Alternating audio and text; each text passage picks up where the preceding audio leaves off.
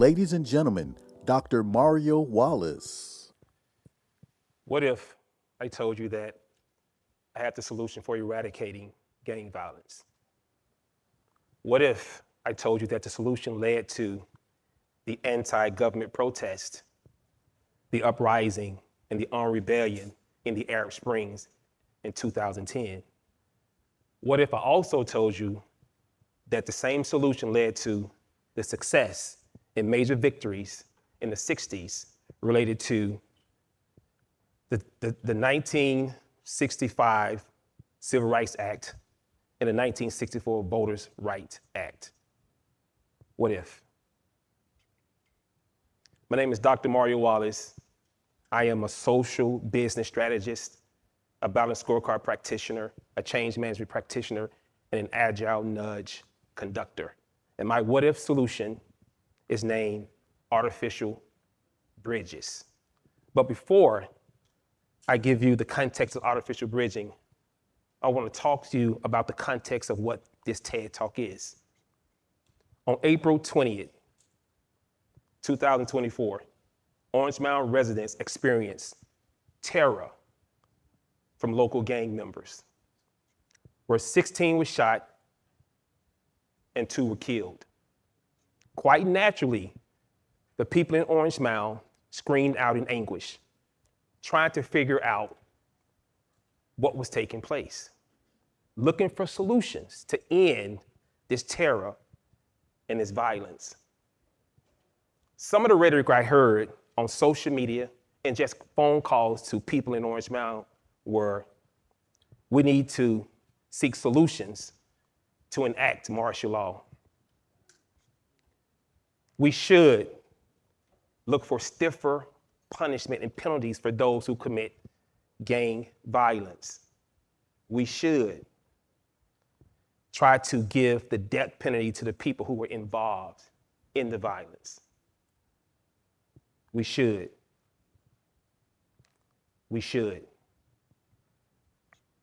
For all the we shoulds, one thing that we do know for certain is that we need to find a solution to eradicate gang violence in our communities. But what we do know is that gang violence is nothing new to us. In the 60s, a group of people in Chicago, Los Angeles, Philadelphia, and more came together for the benefit of providing resources for their communities. Those benefits were public housing, educational programs, child care initiatives, healthcare initiatives. But if we fast forward to today, these same groups of people are terrorizing the same communities in which they established this order. Today, there are over 500,000 active gang members, over 600,000 deaths due to gang violence. And in Memphis alone, in 2024, there have been reported over 65 deaths due to gang violence. So there's 2 things I know that we can agree upon. One is we definitely need a solution to rid the elements that create the behavior that creates violence. And 2, the traditional methodologies, gang prevention or preventative concepts are not working. So now, since I've shared with you the problem, let me talk about the solution. Dr. Damon Centola, a prolific professor of communication, sociology, and engineering at the University of Pennsylvania, introduced us to the theory of wide bridges. His research focused on understanding social science, social networks, also behavior change. So what is social networks? So social networks refer to people, relationships, and connection within social groups. How do they work together? Researchers look at this data to understand the social dynamics of communities, of people that engage in technology, in order to try to influence the behavior within the social networks.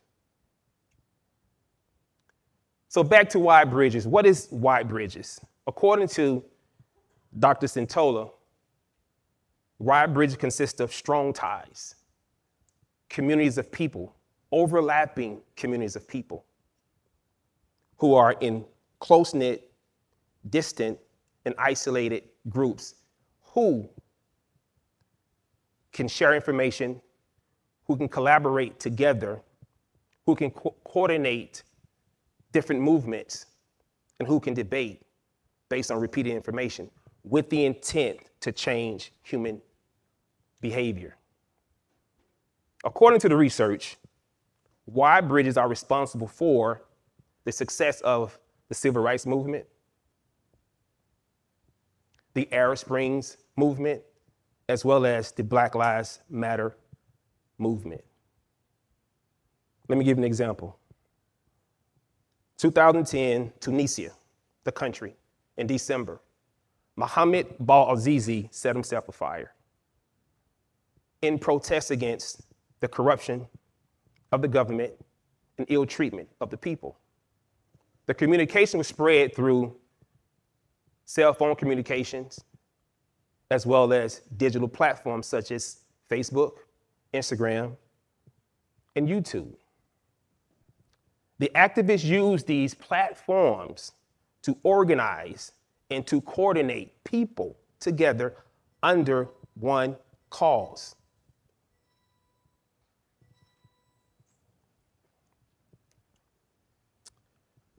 The results of the movement ended with an ousting of government officials, high-ranking government officials in Tunisia, Egypt, Yemen, and Libya. Change had begun. But with this example I'm talking to you about, as it relates to wide bridges, let me give you the context. What took place in Tunisia was this: social coordination amongst people who didn't know each other, who feared the government. And because of the social reinforcement based on the social coordination, people began to align together. And all of them worked together towards the same cause, which led to a successful outcome. But what is this thing about wide bridges? I have to keep coming back to it so you can understand it. It is a theory based on historical context and how we understand things of the past based on successful movements.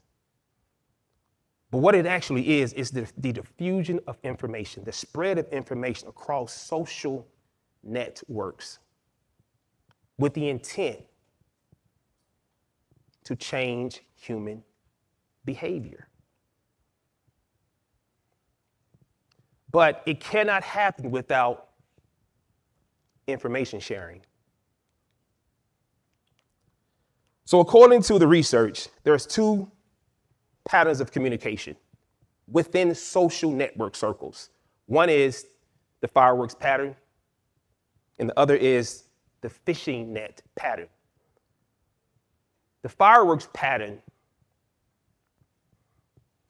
is similar to a Roman candle that you light on the 4th of July, and you look at the burst, and it extends as far as it can into the heavens. It separates and it diffuses out. The end of the diffusions are not connected. This is called the antithesis of fostering behavior change. People need to be connected in groups where information is repeated consistently. But when you look at the fireworks pattern or the fishnet pattern, you see dots and lines. The dots represent people. Think of people. The lines represent bridges of communication. The fishing net pattern, however, looks like a fishing net, a woven fishing net. If information enters into the fishing net, it cannot come out.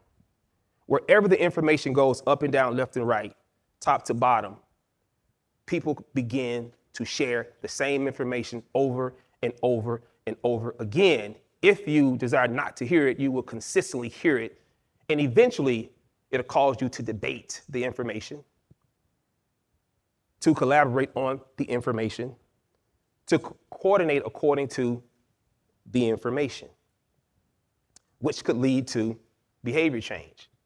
But it's not just information sharing that we're trying to push here. It's also information has to be transmitted through bridges. And thus we go back to wide bridges. So there's two types of bridges: narrow bridges with weak ties and wide bridges with strong ties. When I say weak ties, what I mean is that people are not connected throughout the network in order to change behavior. There are gaps in the connection between people, as you can see on the screen. The information comes from a single source. The undergird of this information of narrow bridges is the fireworks pattern.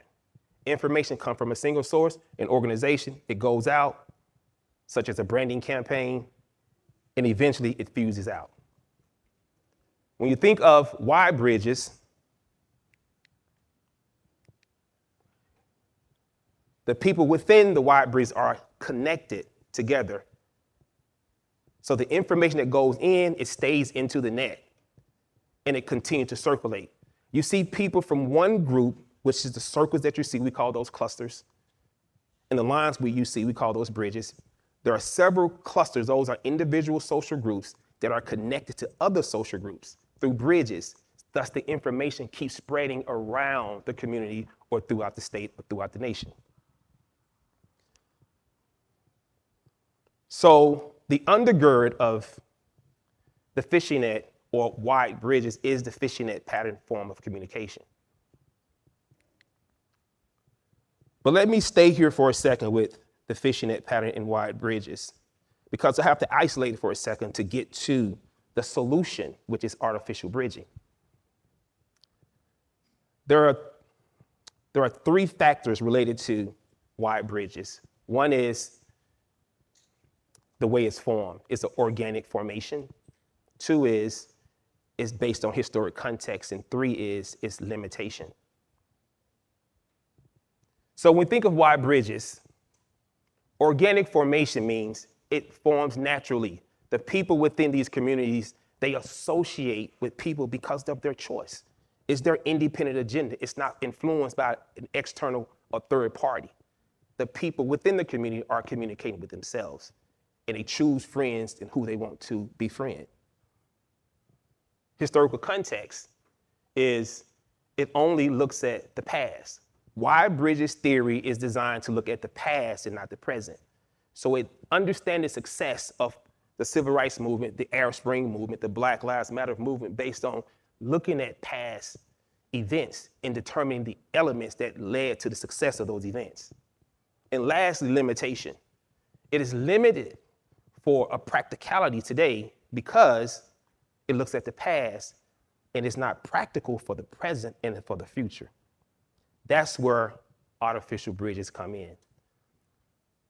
Artificial bridges have taken the wide bridges theory and made it practical. Me and Dr. Wallace socially engineered Dr. Sintola's method of wide bridges and created artificial bridges as a concept for practicality.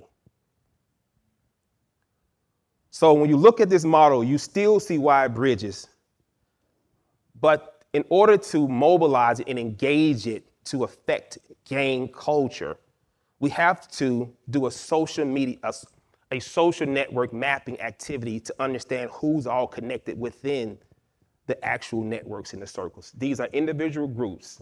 So just look at those as all the circles are different gang organizations across the city or across the state. We have to understand who is the influencer of those gang groups. And the influencer is the person in the center. Based on the mapping, it tells us who is the hub of all that influence. we have to connect with that person and pull out the people in the middle of the hubs. We have to provide them with some type of social resources to take back to those organizations to re-engage those people in conversation. We have to teach them what we call psychological safety, how to listen to people without pushing against the things they're saying so that we can test and run different solutions and take back to someone.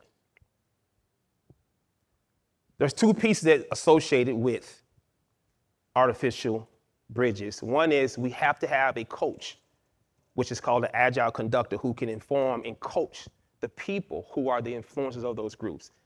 That the people in the groups have to be able to take information back to their coaches, their agile conductor, and listen to the things, the coaching that's being said. We also need a data scientist who can understand and interpret all the information and provide the information to who's in authority. Now let's talk about, there's two factors for artificial bridging. One is a custom design and strategic implementation. Unlike wide bridges that are naturally forming, artificial bridges is based on an agenda, a third-party agenda that's being pushed into the network. It's custom designed because it is strategically implemented based on new connections that no one would have formed in the first place. When you see the dotted lines, those are new connections that did not exist and would not have existed over time. These are connections that we probably wouldn't have ever seen. So we have to strategically look at the data and make connection to people who need to be connected in order for us to accelerate behavior change within the culture. One thing do we know is that gang culture has existed for over 40 years. And we're saying that we cannot surrender our communities to violence anymore. We must make a stand. Today, I'm presenting you with artificial bridges. Thank you.